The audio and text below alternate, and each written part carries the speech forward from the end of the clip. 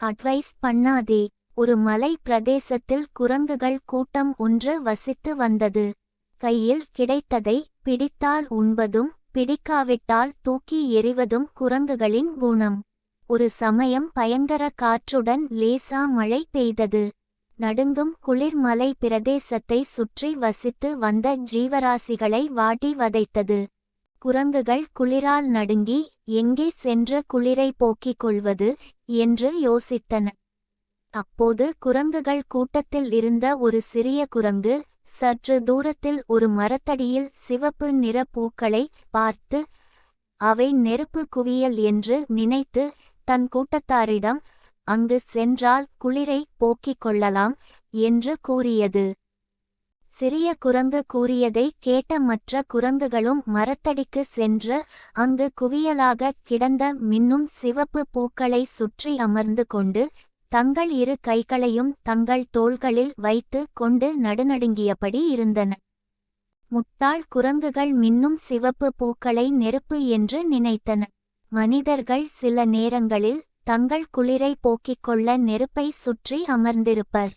நெருப்பு சிவப்பு நிறத்தில் இருப்பதை போல் மின்னும் பூக்களும் சிவப்பு நிறத்தில் இருந்ததால் பூக்களை நெருப்பு என்று நினைத்தன குரங்குகள். குரங்குகள் அமர்ந்திருந்த மரத்துக்கு மேலே ஒரு பறவை கூடு கட்டி தன் குடும்பத்தோடு வசித்து வந்தது.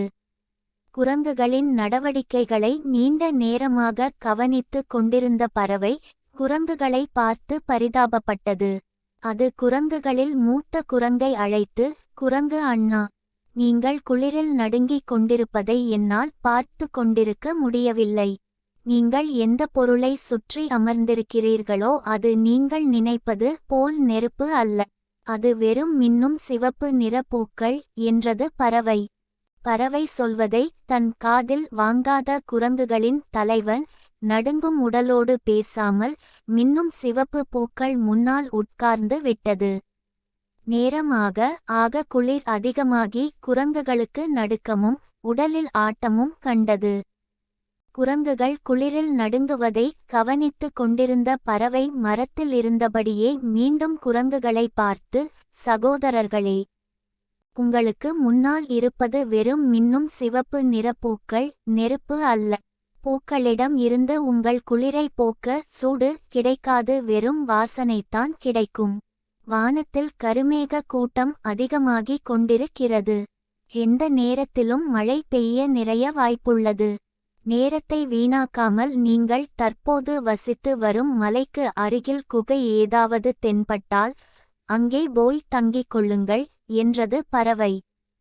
பறவை தொடர்ந்து தங்களுக்கு அறிவுரை கூறுவதை கேட்ட குரங்குகள் கூட்டம் கோபம் கொண்டு பறவையை பார்த்து, பறவையே, எங்களுக்கு அறிவுரை கூறுவதை இத்துடன் நிறுத்திக்கொள். உனக்கு 2 கால்கள் மட்டுமே தான் உள்ளது. ஆனால் எங்களுக்கோ 2 கால்களும் 2 கைகளும் உள்ளன. எங்களை காப்பாற்றிக் கொள்ள எங்களுக்கு தெரியும் என்று கூட்டத்தில் இருந்த அத்தனை குரங்குகளும் போட்டி போட்டுக்கொண்டு மாறி மாறி பறவையை ஏளன பார்வையால் அவமானப்படுத்தின. குரங்குகளால் எவ்வளவு அவமானப்பட்டாலும் பறவைக்கு குரங்குகள் மேல் இருந்த அனுதாபம் குறையவில்லை. அது குரங்குகளை பார்த்து வருத்தப்பட்டு கொண்டிருந்தது. இந்த நிமிடமே நிறுத்திக்கொள். நாங்கள் குளிரில் நடுங்கிக் கொண்டிருக்கிறோம். நீ தொடர்ந்து உபதேசம் செய்து கொண்டிருக்கிறாய். எங்கள் வேதனை உனக்கு புரியவில்லை என்று கோபத்தோடு திட்டியது குரங்குகளின் மூத்த குரங்கு. குரங்குகளின் மூத்த குரங்கு திட்டியதை பற்றி சற்றும் கவலைப்படாத பறவை குரங்குகளை சீக்கிரமாக மரத்தடியை விட்டு விரைவில் ஏதாவது ஒரு பாதுகாப்பான இடத்துக்கு செல்லுமாறு நயமாக கூறியது.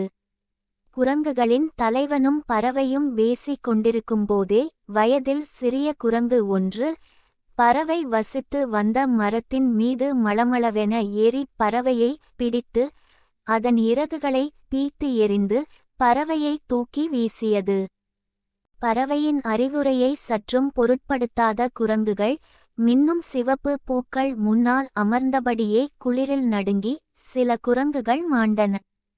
சில குரங்குகள் நோய்வாய்ப்பட்டன. சில குரங்குகள் பறவை சொல்லை கேட்டு மலைக்கு அருகில் இருந்த குகையில் தங்கி உயிர் பிழைத்தன. இறகுகளை இழந்த பறவையும் தன் அறிவுரையைக் கேட்டு சில குரங்குகளாவது உயிர் பிழைத்ததை எண்ணி மகிழ்ச்சி அடைந்தது. ஆனாலும் முட்டாள்களுக்கு அறிவுரை கூறினால் அது தனக்கே ஆபத்தாக முடியும் என்று